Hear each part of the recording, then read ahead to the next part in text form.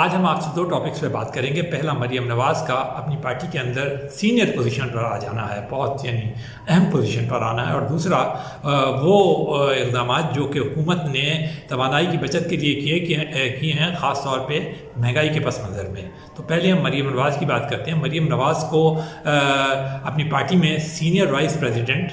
اور chief organiser party کا مقرر کر دیا گیا۔ یہ ان کے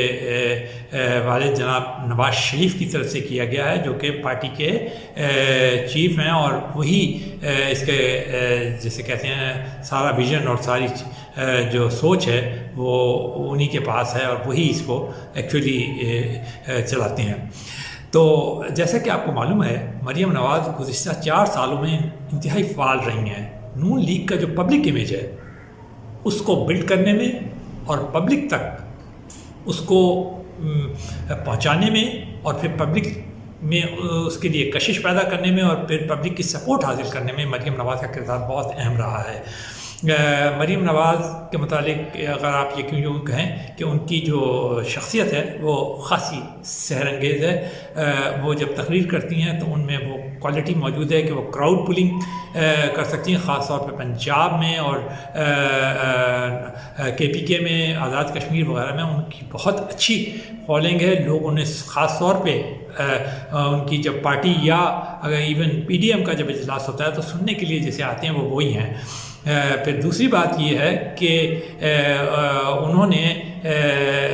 پبلک کو میں جا کر اور پبلک کے سینٹیمنٹس کو آواز بننے میں بڑا اہم کردار ادا کیا ہے۔ پبلک ان کی بات کو نہ صرف وزن دیتی ہے بلکہ وہ یہ سمجھتی ہے کہ جو کچھ وہ کہتی ہیں وہی، اور خاص طور پہ اگر اس پس منظر میں دیکھا جائے کہ پاکستان کی آبادی کا کوئی 60% سے زیادہ نوجوانوں پر مشتمل ہے، تو بالکل یہ مناسب لگتا ہے کہ مریم نواز کو یہ عہدہ دیا جائے، پارٹی کے اندر اہم ترین عہدہ دیا جائے، کیونکہ ان نوجوان طبقے میں بھی ان کی ہی اپیل ہے۔ یہ بھی کہا جاتا ہے کہ سوشل میڈیا کی جو جارحانہ اگریسو پالیسیز ہیں جس سے کہ وہ اپنے مخالفین کو کاؤنٹر کرتی ہیں، خاص طور پہ وہ اس کی بھی جو اسٹریٹجی ہے وہ مریم نواز ہی بناتی ہیں۔ مریم نواز میں ایک اور بات یہ ہے کہ ان میں دور اندیشی بھی ہے اس عمر کے اندر، ان کی اس میں ٹھہراؤ بھی ہے۔ آپ نے دیکھا ہوگا کہ جب وہ اسٹیبلشمنٹ اور فوج کو کرٹیسائز کرتی رہیں تو ایک خاص ایک لمٹ کے اندر رہ کے وہ کرتی نہیں ہیں، اور جس طرح انہوں نے کرٹیسائز کیا وہ اس سے انہوں نے ادارے کو بالکل ڈیمیج نہیں کیا، بلکہ انہوں نے صرف ایک آدھ شخصیت کو وہ کیا، تنقید کا نشانہ بنایا، اور وہ جو آج جو یہ کہا جا رہا ہے کہ ہم نیوٹرل ہو گئے ہیں اور ہم سیاست میں کردار نہیں ادا کریں گے، تو اس میں یہ کہا جائے کہ جہاں نواز شریف کا کردار ہے تو ایکچولی فرنٹ پوزیشن پر آ کر جو کردار ادا کیا، پبلک میں رہ کر جو کردار ادا کیا پاکستان میں، اس میں مریم نواز کا بہت ہی زیادہ سگنیفیکنٹ سگنیفیکنٹ کردار ہے، کیونکہ اس وقت ہر پارٹی جو تھی وہ جھجکتی تھی کہ یہ کرٹیسزم کرے اسٹیبلشمنٹ پہ، لیکن انہوں نے کرٹیسزم کیا، کامیابی سے کرٹیسزم کیا، اور خاص طور پہ انہوں نے ان کو اس بات کے اوپر ایک طرح سے راضی کیا اور ان کو یہ سمجھانے میں کامیاب نہیں کہ انہیں سیاست کے اندر دخل اندازی نہیں کرنا چاہیے۔ آپ نے دیکھا ہوگا وہ پریس کانفرنس بھی کرتی تھی، وہ میڈیا کے اندر بھی یہی بات کہتی تھی، اور پبلک جلسوں میں بھی وہ یہ بات کہتی تھی، اور اس کا اثر ہوا، اور اثر اتنا زیادہ ہوا ہے کہ آج عمران خان بھی تقریباً وہی بیانیاں لے کے چلے ہیں، اور وہ بھی فوج کو بہت کرٹیسائز کرتے ہیں۔ خاص طور پہ انہوں نے ریٹائرڈ جنرل باجوہ کو اپنا جسے کہتے ہیں نا ایک طرح سے ٹارگٹ کیا ہوا ہے، اور ان کے اوپر بڑی شدید تنقید کرتے ہیں، ان کے ہر روز بیٹھ کے ایک نیا انکشاف کرتے ہیں، بتاتے ہیں کہ کیسے وہ بالکل بے بس تھے، اور سارا جو حکمرانی تھی وہ جنرل باجوہ کے پاس تھی، سارا کام ہی وہ کرتے تھے، وہ صرف دیکھا کرتے تھے، اور وہ کچھ کر نہیں سکتے سے بالکل مجبور تھے. حالانکہ یہ بات ان کے مخالف ہی جاتی ہے کہ ویسے تو وہ اپنے آپ کو بڑا آئرن مین اور بڑا ڈیسیجن لینے والا، وہ اپنے کرکٹ کا حوالہ بھی دیتے ہیں کہ میں یہ کر لیتا تھا، لیکن جب وہ جنرل باجوہ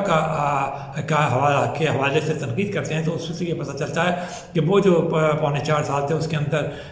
وہ صرف سنا کرتے تھے اور احکامات کی تعمیل کیا کرتے تھے جو جنرل باجوہ کی طرف سے آتی تھی، اور وہ خود شاید کچھ بھی نہ کر سکے. ان کا جو کرپشن کا جو بیانیہ تھا، جو ان کا منشور تھا، وہ اس کو بالکل بری طرح سے وہ ناکام رہا، اور اس میں بھی وہ کچھ نہیں کر سکے، اور دوسرے معاملات میں بھی وہ کچھ نہیں کرتے. اور اس کا یہ نہیں کہ یہ بات ہم کہہ رہے ہیں، یہ بات وہ خود عمران خان صاحب جو ہیں وہ صحافیوں کو بلا کر اپنے جو ان کے حلقہ وہ ہے صحافیوں کا، اس کو بلا کر کہتے ہیں. انٹرویوز دیتے وقت یہی باتیں کہتے ہیں، پبلک کو ایڈریس کرتے وقت یہی باتیں کہتے ہیں، اور جب وہ میڈیا میں آتے ہیں تب بھی وہ یہی باتیں کہتے ہیں. تو بہرحال مگر ان کا جو کرٹیسزم ہے وہ تمام لوگ ایگری کرتے ہیں کہ بہت ہی نامناسب ہے. خود ان کی قاف لیگ کے جو وہ ہیں ان کے وزیر اعلیٰ منظور چودھری پرویز الہی، وہ تک کرٹیسائز کر چکے ہیں، اور خاصی تلخی اور وہ ہو چکی ہے ان کے اور ان کے درمیان. تو لیکن مریم نواز جب یہ کیا کرتی تھی تو وہ اس میں ایک دور اندیشی تھی، اس میں ایک ٹھہراؤ تھا، اس میں ایک لمیٹیشن تھی، اور وہ اس کے تحت کرتی بھی رہیں اور کامیاب بھی رہیں. تو اگر آپ دیکھا جائے تو ایکچولی جو میں نے بتایا کہ یہ بہت ضروری تھا کہ اس پاکستان کی آبادی اور اس سیاسی جو انہوں نے کامیابیاں حاصل کی ہیں، سارے ضمنی انتخابات جو کامیابیاں حاصل کی ہیں نون لیگ نے اور پی ڈی ایم نے، وہ ساری کی ساری مریم نواز جی کی مرہون منت تھی. جو یہ آزاد کشمیر میں بھی الیکشن کے اندر نون لیگ کا بڑا اچھا اسکور رہا ہے حال ہی میں، وہ اس کی بڑی وجہ جو ہے وہ مریم نواز کا وہ امیج تھا. تو اس طرح اگر دیکھا جائے تو